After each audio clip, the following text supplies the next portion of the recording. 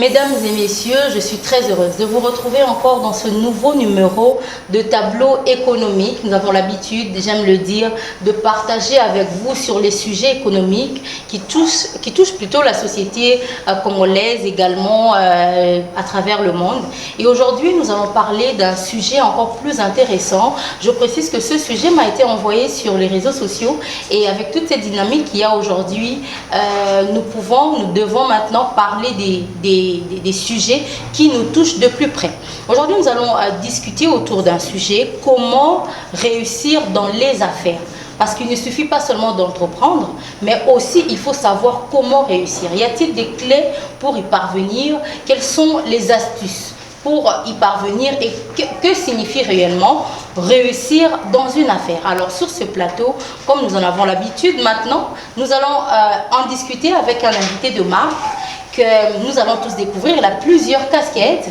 Il s'appelle Monsieur Eugène Kandolo. Monsieur Eugène Kandolo, bienvenue. Merci, bonjour Grâce. Merci d'avoir accepté notre invitation. C'est moi qui vous remercie pour l'honneur en fait.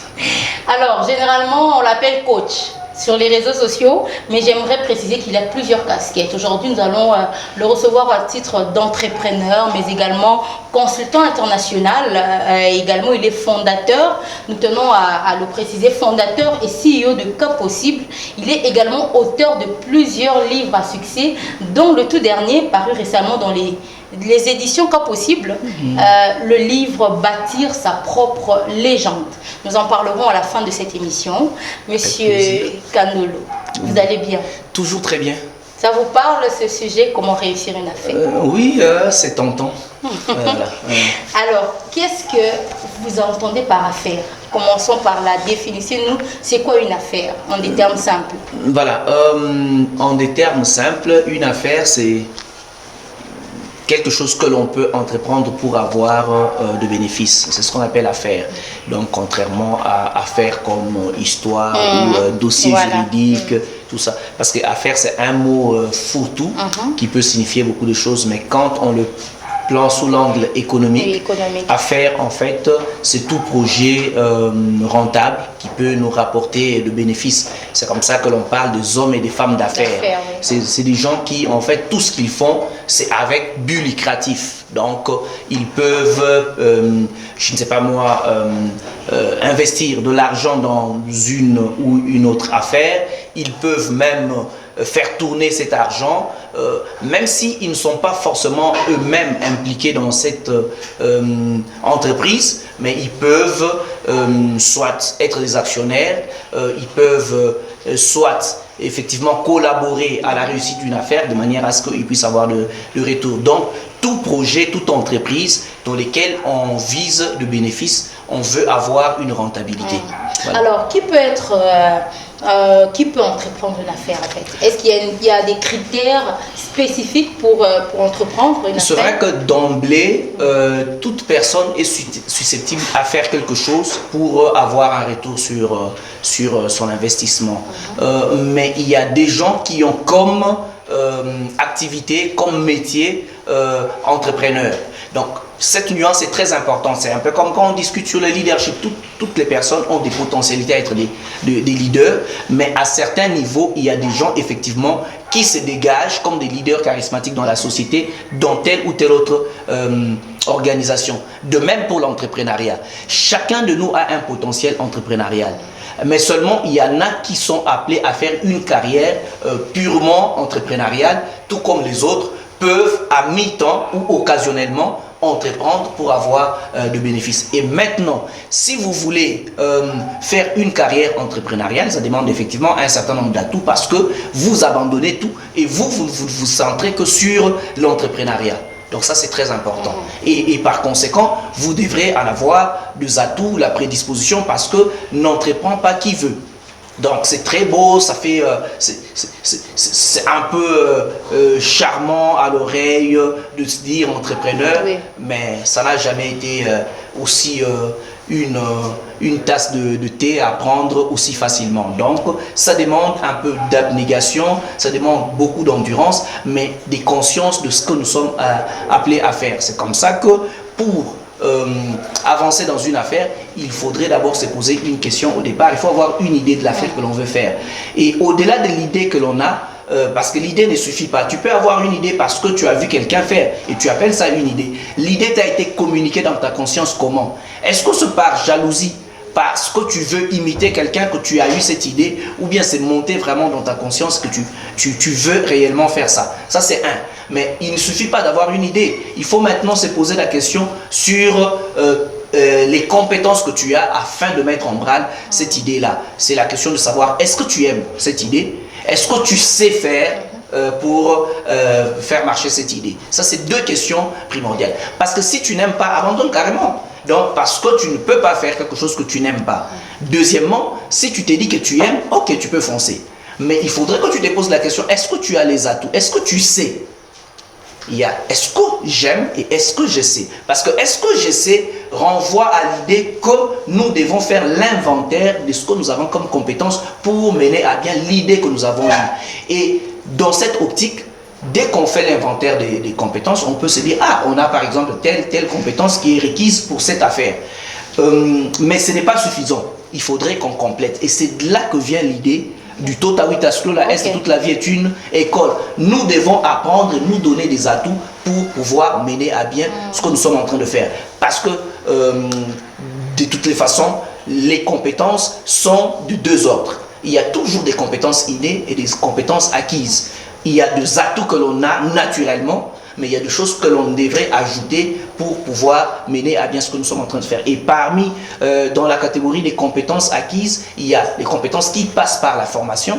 Ça peut être la formation classique à l'université. Tu ne peux pas demain vouloir faire monter un cabinet d'avocat d'affaires si tu n'as pas fréquenté la faculté de droit. Donc tu dois faire d'abord tes 6 ans en droit et puis après avoir d'autres backgrounds que tu dois mettre autour de ça. Tu ne peux pas vouloir faire ce cabinet d'affaires en droit, mais tu vas t'inscrire dans une faculté de médecine.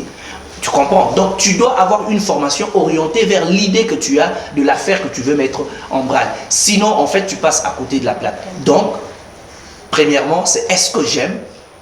Est-ce que je sais? Et dans est-ce que je sais, il y a l'inventaire des compétences. Et l'inventaire des compétences, quand on les fait, qu'est-ce que j'ai entre les mains? Qu'est-ce que j'ai comme atout? Je veux monter par exemple une entreprise de vente en ligne de habits. Par exemple, est-ce que ce sont des habits que je vais acheter quelque part pour revendre ou bien ce sont des habits que je vais confectionner? Alors si ce sont des habits que je vais confectionner, la question que je vais me poser, est-ce que moi j'ai des atouts, des couturiers ou bien de tailleurs? Si j'en ai pas, donc je dois trouver des compétences ailleurs. Maintenant, autre question, est-ce que j'ai des compétences en informatique pour mieux gérer cette application qui va vendre ou truc? Donc si j'en ai pas, je dois encore trouver. Qu'est-ce que moi j'ai comme compétences? Les compétences, ça peut être les compétences de marketing. Donc je sais vendre, je sais pousser les gens. Donc les autres compétences vont être le membre de mon équipe qui vont constituer. Donc une affaire, on ne la monte pas comme ça. On ne réussit pas à vaille que vaille. Il y a de préalables. Et le préalable, c'est ce que je viens de donner. Très bien. Nous comprenons pourquoi on l'appelle le coach. Hein? Alors, est-ce que réussir une affaire signifie seulement avoir beaucoup d'argent? Non, la réussite a plusieurs visages. La réussite dans la vie dépend en fait des domaines dans lesquels on est en train d'entreprendre. Regardez, tenez. Pour quelqu'un comme Neil Armstrong, la réussite pour lui, c'était le fait qu'il a marché sur la Lune. Vous comprenez? Mais est-ce que ça lui a apporté de milliards comme Lionel Messi ou Cristiano Ronaldo? Peut-être pas. J'ai même appris qu'il se pourrait qu'il fait la dépression et tout ça. Donc, il y a quelqu'un d'autre qui passe 25 ans, par exemple, à ramasser des morceaux de eau dans les déserts pour chercher la conformité. Est-ce que cette eau s'appartient à Moïse ou bien à Abraham? Il te fait 25 ans de recherche dans des laboratoires et tout, et puis après il parvient à démontrer que ça c'est une partie de l'os du fémur de tel personnage qui a existé dans l'Antiquité. Il a réussi en fait.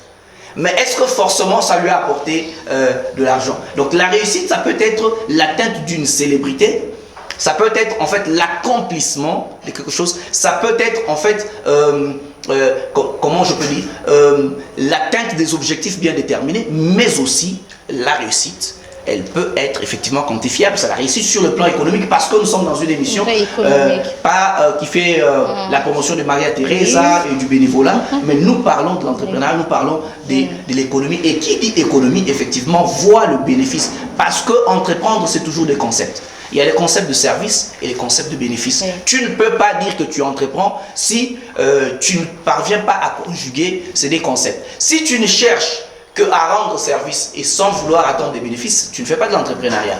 Tu n'es pas dans le domaine économique. Là, peut-être que tu es disciple de Maria Teresa. Si tu veux aussi n'avoir que de bénéfices, mais sans service, ça veut dire toujours à la loterie.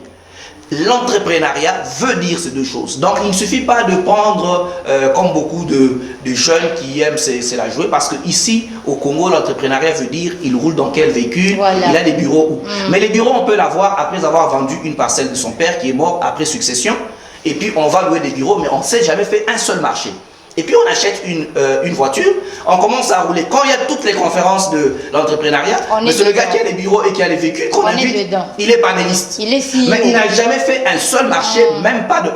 C'est ça. Mais celui qui insulte les autres, qui savent par exemple avec un capital de $200, savent comment se faire $10 de bénéfices, $20 de bénéfices, qui entreprennent. Mais parce qu'ils prennent la moto, parce qu'ils n'ont pas de bureau, le gars qui a le bureau avec climatiseur, qui n'a jamais fait un seul bénéfice, c'est lui qui s'est dit entrepreneur et c'est lui qui critique et insulte les autres sur Facebook. Alors que tout ce qu'il a, jusque-là, il ne fait que payer les bureaux. Et quand le bureau, quand il sort de ce bureau-là, il ne vient plus parler sur Facebook qu'il a déménagé du bureau. En réalité, le bureau a été acheté, a été loué avec de l'argent qui n'était pas en fait versé dans une activité économique au vrai sens du mot. Donc, c'est comme ça qu'il y a beaucoup de jeunes qui se font la poudre aux yeux. Entreprendre, il faut le faire sans complexe. Même si ton capital est de $100, même si ton capital est $1 million, tu entreprends. Dès lors que tu sais conjuguer le service et le bénéfice, tu es dans l'entrepreneuriat. C'est très important. Alors parlons de ça, quelles sont les étapes indispensables pour lancer une affaire? Puisque on parlait tout à l'heure de ce jeune qui est allé finalement prendre l'argent et qui... Est-ce qu'il y a des étapes à suivre? Au-delà de ce que vous avez dit, la connaissance tout à l'heure, d'autres étapes qu'il faut suivre pour réussir son affaire? Mais c'est très important. Je dis premièrement qu'il ne faut pas faire des choses par mimétisme. Mais est-ce que c'est pour autant dire que si déjà 100 personnes font la chose que tu voulais faire, tu vas refuser de faire? Non. Très bien. Parce que c'est quelque chose que tu portes à cœur. Tu as la conviction. Tu sens que tu es poussé par cela. L'élan de ton cœur t'y pousse. Dès lors que tu aimes ça et que tu t'es posé la question sur les compétences, tu entreprends dans ces domaines. Mais en entreprenant, ce n'est pas parce qu'on aime, ce n'est pas parce qu'on a des compétences que tout de suite on a le premier marché. Moi, quand je démissionne de mon employeur de l'époque en 2013, exactement le 22 mars, je me suis jeté dans le vide. Je lance cas possible. Mais je n'ai eu le premier marché que 8 mois plus tard. Mais entre l'écart du premier marché et du deuxième marché, ça a pris plusieurs années. Vous comprenez? Donc, ce n'est pas tout de suite que tu as, surtout quand tu es dans le domaine de vente des services. Ce n'est pas toujours évident. Oui, les gens vont dire, ah mais ça c'est intéressant et tout ça, tu vas marcher. Alors, c'est vraiment un chemin qui demande beaucoup d'endurance, des consciences. L'épreuve, c'est d'avoir conscience de ce que tu es en train de faire. Est-ce que c'est important? Moi, j'ai pris les risques en 2015 d'investir pour la première fois dans ma branche maison d'édition. C'était d'abord mon livre personnel que j'ai édité avant de donner le goût à d'autres clients qui sont venus plus tard pour les éditions cas possible. Il fallait briser cela et il fallait avoir, comme je dis toujours, personne, parce que pour des jeunes qui aiment beaucoup plus pleurnicher, la banque il n'y a pas de financement. On va y revenir tout à l'heure. C'est très important de comprendre que si toi-même tu ne sais pas faire confiance dans ce que tu as comme idée, la banque ne peut pas te faire confiance. Alors si tu sais te faire confiance, tu sais vendre ta chemise pour investir dans ce que tu es en train de faire. Et c'est ce que j'étais en train de dire à l'époque. Moi, je pris l'argent. Il y avait une facture de 2250 $. Il fallait trouver de l'argent pour le faire. Et j'ai mis pour l'édition de mon tout premier livre, Le Solfège d'Espoir. Et c'est parti. Dieu seul sait combien de résultats j'ai eu après. Mais à l'époque, est-ce que j'en avais beaucoup? Non. Je n'avais pas forcément beaucoup d'argent. Mais je me suis dit, j'ai conscience que ce que je suis en train de faire, c'est très important. Alors, parce que j'aimais ce que je faisais, je savais le faire. Après, il faut étudier l'environnement. parce que c'est très très important. Beaucoup de gens, ils s'élancent, ils aiment, ils ont les talents, mais ils n'étudient pas l'environnement. J'ai toujours donné cette anecdote. Tu te retrouves dans un pays arabe, je sais pas moi en Arabie Saoudite ou je sais pas moi dans quel pays, et puis tu te rends compte qu'il n'y a pas quelqu'un qui fait le commerce du papier hygiénique, et tu te dis waouh, j'ai l'idée, c'est ce que je vais faire, voilà, les gens sont distraits, ils n'ont pas compris. Tu amènes le papier hygiénique, personne ne t'achète parce que ce sont des musulmans et ils n'utilisent pas le papier hygiénique. Oui. En fait, l'environnement, il faut l'étudier. Il faut faire l'étude au préalable. Dans l'environnement dans lequel tu veux entreprendre, tu veux commencer cette affaire. Est-ce que l'environnement s'y prête? Et si l'environnement ne s'y prête pas, comment tu peux faire pour que l'environnement soit favorable? C'est très important. Je donne toujours l'exemple de la branche maison d'édition Cas Possible, qui est l'une des 7 branches du groupe Cas Possible. On dit que les Congolais ne lisent pas. Bon, un entrepreneur, il se pose un peu comme ceux qui sont dans l'art des prises de parole en public. Il y a ce qu'on appelle la chaîne du pourquoi. Quand tu dis qu'il y a telle réalité, tu te poses la question pourquoi cette réalité, et ainsi de suite. Moi, je me pose la question. Je pars de 2 hypothèses. Soit les Congolais ne lisent pas, soit ils lisent. Alors, si on dit que les Congolais ne lisent pas, pourquoi les Congolais ne lisent pas? Tu vois la question que je me pose. C'est comme ça qu'un entrepreneur fonctionne. Un entrepreneur ne se met pas des limites. Il réfléchit toujours au-delà des limites. Parce que mes 2 hypothèses, la première hypothèse, moi je me dis que les Congolais lisent. Si les Congolais lisent, je lui sors le livre, il va lire. Première hypothèse. Deuxième hypothèse, les Congolais ne lisent pas. C'est ce qui est populaire, c'est ce que les gens disent. Pourquoi les Congolais ne lisent pas? Je ressors 3 sous-hypothèses, 3 réponses. Je me dis les Congolais ne lisent pas à cause du contenu. Parce qu'à l'époque, c'est vrai que moi je fais tous les gens littéraires, hein, mais je ne suis pas un littéraire. Voilà pourquoi j'aime pas qu'on m'appelle écrivain, j'aime qu'on m'appelle auteur. Parce que écrivain, ça fait un peu une carrière philosophique dans les arts littéraires et tout. Moi, je crie pour parler à la conscience, pour parler à la raison, pour pousser l'homme au changement substantiel et les pousser à faire quelque chose qui peut lui apporter quelque chose. Je n'écris pas pour les divertissements. Donc, mais je sais écrire tous les genres littéraires, les romans, les poèmes, les essais scientifiques, les livres de vie, j'en fais. Mais j'utilise mes supports, comme je dis, je fais du book business. C'est très important. Je sais comment capitaliser, comment investir pour avoir un retour sur l'investissement par rapport au livre. Et je me pose la question. Premièrement, les Congolais ne lisent pas parce que le contenu n'est pas bon. Alors, c'est un peu comme... parce que les livres ne sont pas chers, je vais en arriver. Oui. C'est un peu comme cette histoire où quand on veut faire le théâtre à Kinshasa, il faut le faire en lingala. Oh, parce que le public n'écoute pas le français. Mais à Kinshasa, où le public n'écoute pas le français, la série Ma Famille a fait beaucoup de succès. C'est à se poser la question, est-ce que tu as bien investi? Un entrepreneur ne prend pas ce qu'on dit dans la doxa, hein, la connaissance vulgaire. Il prend en compte cela, mais il se pose d'autres questions. Parce que si on te dit que c'est parce que le Congolais n'est pas à l'aise avec le français, Ma Famille a fait du succès. Donc tu peux faire le théâtre en français intelligemment et faire du succès. Le problème n'est pas que le public ne comprend pas le français. C'est exactement ça. Avec le livre. Le livre, je dis premièrement, c'est parce qu'il y a un problème de contenu. Donc je dois faire un contenu approprié par rapport à la cible. 2, c'est un problème aussi des bourses.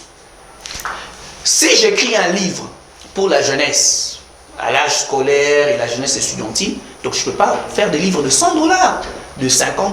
Donc je dois faire un livre qui peut par exemple aller à $5, de manière à ce que ce soit accessible. Et puis troisièmement, je n'écris pas pour les jurys, j'écris pour le public. C'est très important. Parce que quand vous avez beaucoup de connaissances littéraires, vous voulez respecter le sonnet, le quatrain, vous voulez faire la versification française, vous vous perdez dans tout ça et vous ne sortez pas un contenu. J'ai toujours donné cet exemple même pour la musique. Je m'excuse de citer les noms de gens, mais dans la musique, on a vu que le Fali ça fait du succès, le Kofi ça fait du succès, les JB ça fait du succès, mais leur musique, les Wera, leur musique est arrangée par certaines personnes, notamment Mike Abunam. Je les vois à la télé passer, il dit non, la faiblesse de la musique, il sait faire toute la critique artistique sur la musique. Non, il chante sur 2 temps. Mais quand lui-même sort l'album, est-ce qu'il a fait du succès? Donc le succès n'est pas lié à la connaissance que tu as, la connaissance théorique que tu as sur le domaine. Aucun prof de l'INA n'a fait du succès, n'a sorti un album. Jusque-là. Vous comprenez? Donc il faut plutôt prendre en considération les publics avant le jury. Et moi, quand j'écris en tant qu'entrepreneur, je ne veux pas que ceux qui vont faire la critique littéraire quand ils vont se mettre, comment ils vont trouver. Non, j'écris pour le public. C'est des livres commerciaux et des livres commerciaux et je l'écris pour le public et par conséquent, un entrepreneur réfléchit toujours sur la chaîne du pourquoi et par rapport à cela, il oriente, c'est tout. Cela vaut pour tous les domaines. Tu ne peux pas venir manger un frère à moi, on lui donne de l'argent, il doit, en plus économiste, il doit investir. Et il va acheter des produits pharmaceutiques. On a l'avantage d'avoir eu un père qui était pharmacien, paix à son âme, mais il achète le produit là où il met, après un mois il ferme. Oh non, il n'y a pas de trafic à cet endroit. Mais comment tu n'as pas on parle du trafic, voilà. Il faut avoir une maison commerciale, il faut le mettre dans un endroit. Comment tu n'as pas pu faire l'étude avant d'aller commencer cette affaire? C'est très important de faire une étude parce que l'étude te permet de comprendre la température du marché, de comprendre l'environnement du marché, de connaître aussi les lois et les principes de ce marché-là. Ça, c'est très important. Parce que si tu n'as pas pris en compte cela, tu passes à côté. Mais l'étude reste permanente. Autant on fait l'étude au début, c'est pour cela il y a ce qu'on appelle suivi et évaluation du projet. Suivi, c'est tout au long de l'accomplissement de ton affaire, tu dois toujours avoir un regard. Qu'est-ce que je suis en train de faire? Comment je suis en train de partir?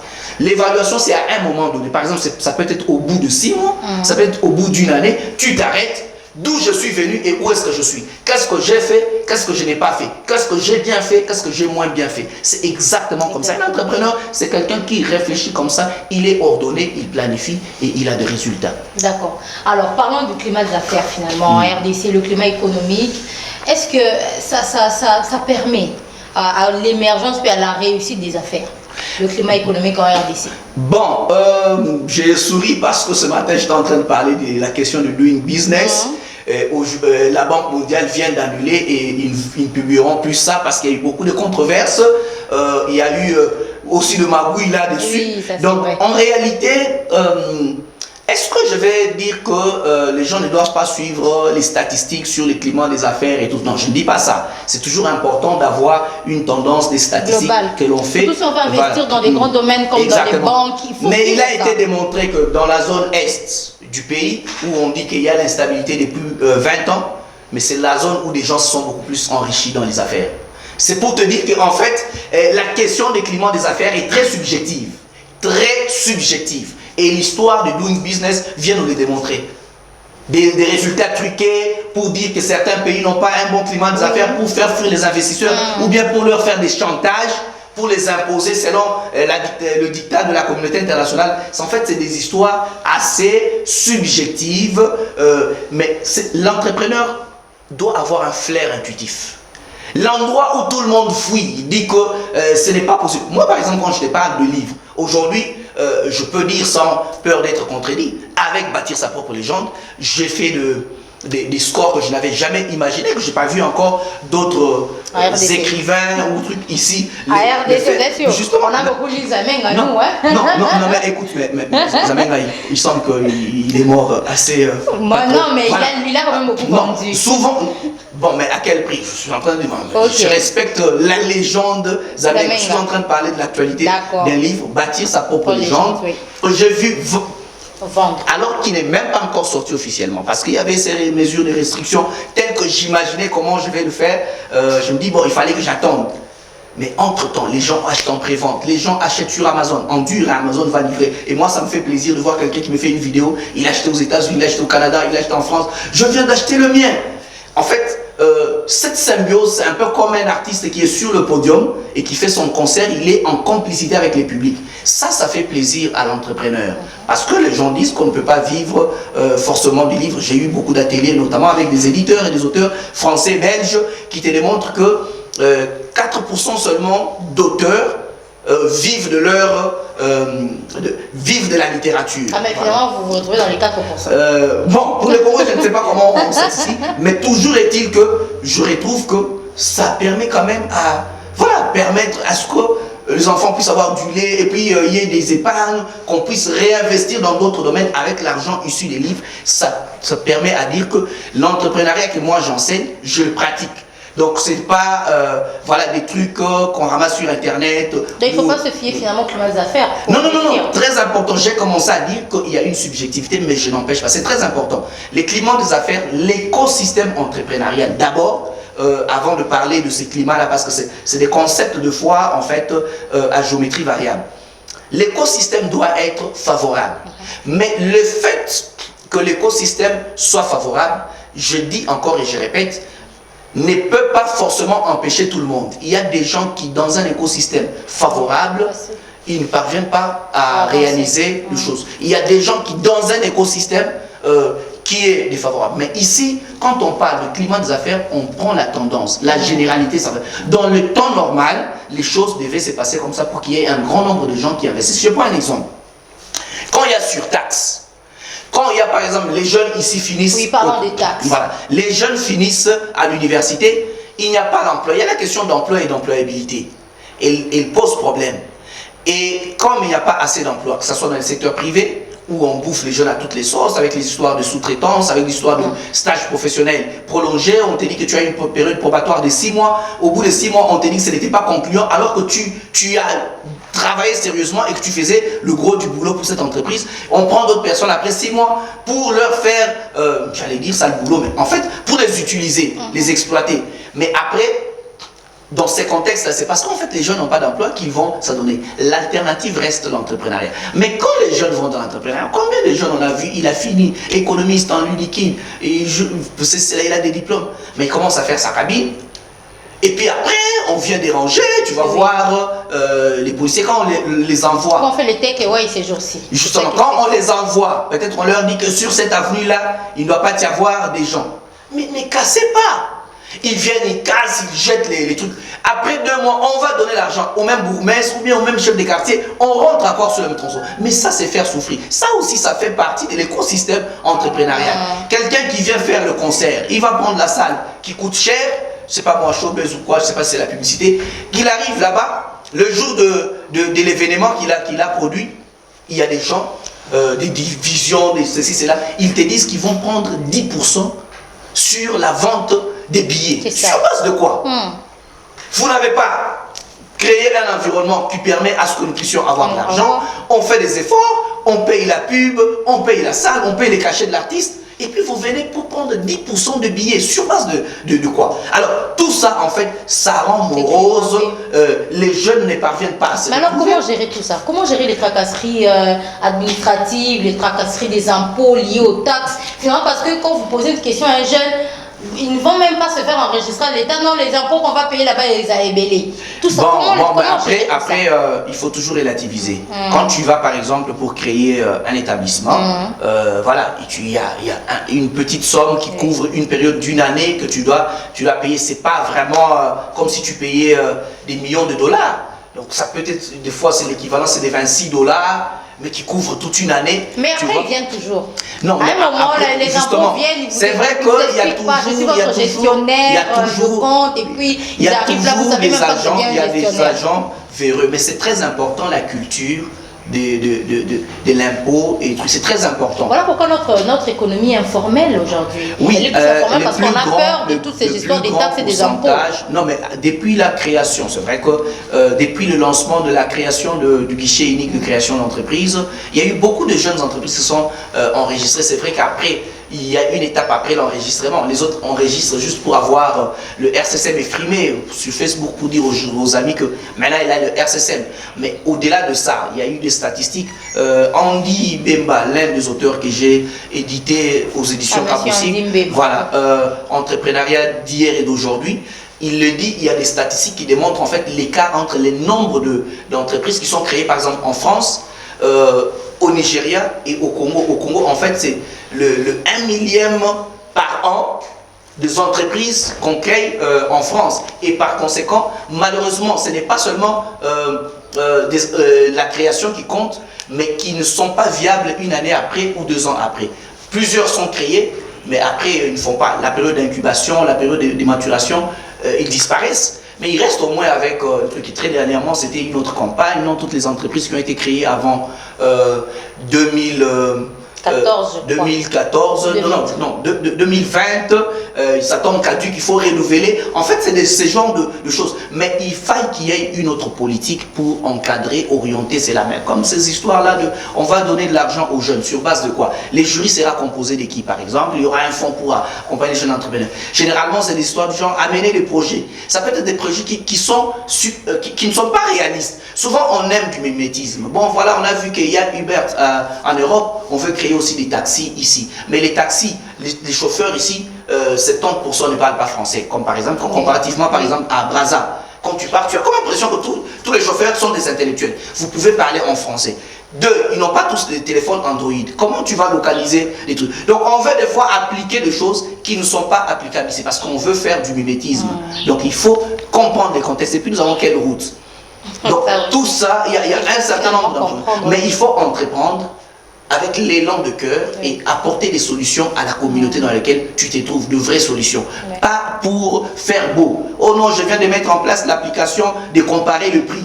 Bon, en fait, et puis on lui donne une récompense. Et puis il y a une grande manifestation pour les tags et tout ça. On est trop dans le cosmétique. C'est comme toutes les grandes conférences que les gens font, les meetings de business. Les gens se rencontrent, mais ils font des choses qui ne sont pas applicables au Congo. On a les tags, oh non, maintenant on est dans les trucs. Finalement, c'est pas applicable. Il faut être conscient. Tu sais, quand tu bouffes même $1, mais que tu sais que tu as vraiment entrepris et que tu as eu un retour, tu as la fierté. Que quand tu passes, par exemple, aujourd'hui, nous avons aussi des entrepreneurs de concours. Donc, toute sa carrière entrepreneuriale, il a, non, Orange avait organisé ceci, c'est lui qui a gagné. Mais il n'a jamais, lui, rendu service et eu des bénéfices sur ces services-là. Donc, entreprendre, c'est pas gagner au concours. C'est vraiment créer des services, trouver des solutions réelles aux problèmes des gens et puis avoir le bénéfice sur ça. C'est très, très important. On est en train de clôturer. On va prendre une dernière question avant de parler du livre Bâtir sa propre légende. Cette question m'a été posée, j'aimerais quand même la poser. Pourquoi nous n'avons pas de millionnaires en dollars en RDC, comparativement au Nigeria, comparativement à ailleurs? C'est l'une des promesses du chef de l'État. Il avait dit qu'il va faire de millionnaires congolais. Mais nous avons été déçus de voir que quand il a fallu commencer à donner des marchés de 100 jours, c'est à Jamal qu'on a donné. Donc, ça part de la politique. Donc, il n'y a pas de Congolais qui sont millionnaires? Non, bon, il y a des gens qui se disent de millionnaires, mais quand on voit leurs collaborateurs, par exemple, des gens qui travaillent chez eux, ils sont piétons, mais ils distribuent l'argent à d'autres personnes. À la télé, on dit que ce sont eux des millionnaires. Donc, en fait, deux fois, c'est pas facile. On n'a pas encore des gens assez crédibles comme du type Forbes qui peuvent évaluer. Encore une fois, c'est déclaratif. Même ce que Forbes fait, il faut toujours relativiser ça parce qu'il y a des gens qui ont de l'argent qui n'ont pas besoin d'être vus. Donc, dire est-ce que nous avons des millionnaires? Malheureusement, la plupart de ceux qui ont amassé de l'argent sont soit des gens qui ont été des dignitaires du pouvoir, ils ont été des gouverneurs, ils ont combiné le gouverneur et les affaires sans taxes, sans trucs, ils se sont enrichis, ils sont devenus, ou soit il était ministre, ils se sont accumulés de l'argent en termes de millions, parce que quand on entend des sommes avec le procès de l'IGF, les millionnaires sont soit des mandataires de l'État, des anciens ministres, des anciens gouverneurs, mais qui se sont servis allègrement. Et puis après, voilà, donc, mais les vraies personnes qui ont eu honnêtement de l'argent, ça on a du parcours. Mais c'est possible parce que si on crée cet environnement et on oriente une politique publique d'encouragement de l'entrepreneuriat local, parce qu'aujourd'hui, dans le même pays ici, où les Congolais se plaignent, les Indo-Pakistanais s'enrichissent, les gens viennent en culotte ici avec 2 sacs de riz. Demain, tous les immeubles aujourd'hui en ville, c'est tenu par les Asiatiques. C'est pour te montrer que dans ce pays-là, les gens peuvent s'enrichir. Parce que à l'aube de l'indépendance, il y a eu des Dokolo ici, il y a eu la première banque privée, il y a eu le Bemba Saolona, il y a eu des gens congolais qui pouvaient se faire. Il y a eu des Fonchi, il y a eu des trucs. Donc c'est faisable. Aujourd'hui, il y a quand même un fossé entre le Zaïre de l'époque, le Congo de l'époque, et aujourd'hui, donc pour se faire de millions, il faut être un peu mandataire public, et puis, mais comme l'IGF est venu, je crois que les choses vont... Nous espérons que les millionnaires seront comptés, on verra des gens qui ont, quelqu'un qui a vendu 1 million de livres comme Obama, et qui s'est fait de l'argent, comme Maïs Mouno, et tout ça, on verra ça, parce que ce sont des gens honnêtes qui investissent, et qui peuvent se faire de l'argent honorable, finalement des grandes imprimeries ici, un peu du type Oedepo, où quelqu'un peut, depuis la première chaîne jusqu'à la fin, avec des moyens qu'il faut, on aura des gens qui entreprennent au vrai sens du mot. Pas des gens qui font des incantations avec de l'argent tenu d'autres choses, mais on fait la poudre aux yeux. Vous aurez compris que c'est le coach qui est en train de parler. Nous sommes vraiment à la fin. Nous allons parler de bâtir sa propre légende. Quel honneur! Un très beau livre. Je vous supplie nous allons mettre l'affiche tout à l'heure. Je vous supplie de chercher à la voir. Un très très très beau livre. Il va juste donner une très grande pensée qui se trouve dans ce livre, parce qu'on ne peut pas en parler, sinon ils ne vont plus aller acheter. Non, de toutes les façons, même après avoir parlé, il faut toujours chercher à savoir ce qu'il y a. La très grande pensée de ce livre. Ce que chaque personne, chaque être humain peut se découvrir et mener une vie d'impact et réussir comme les autres l'ont fait. Quand je parle de bâtir sa propre légende, n'est pas une légende, ça veut dire parvenir à mener une vie, aller de l'ordinaire vers l'extraordinaire.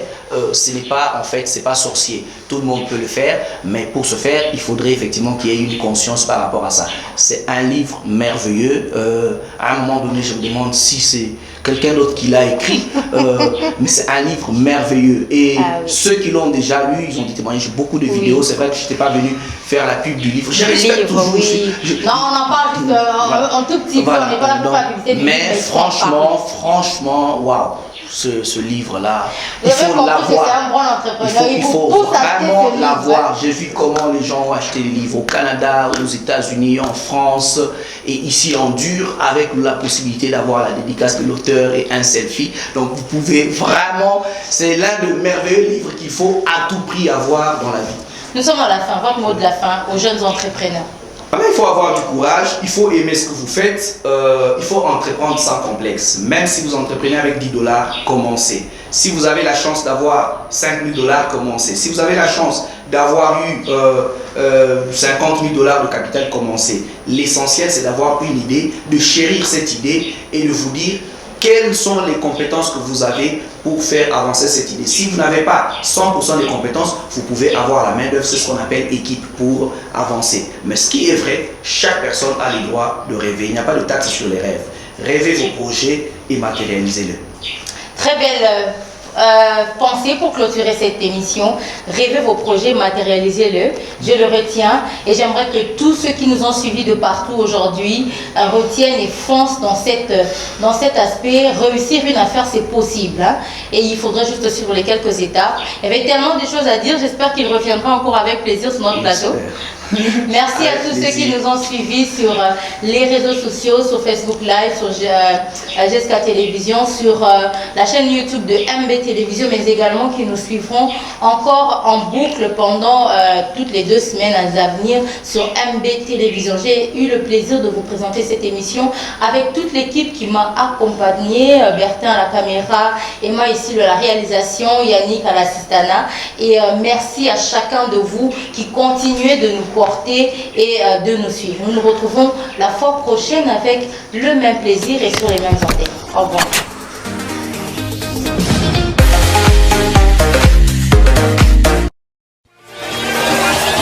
Crack it.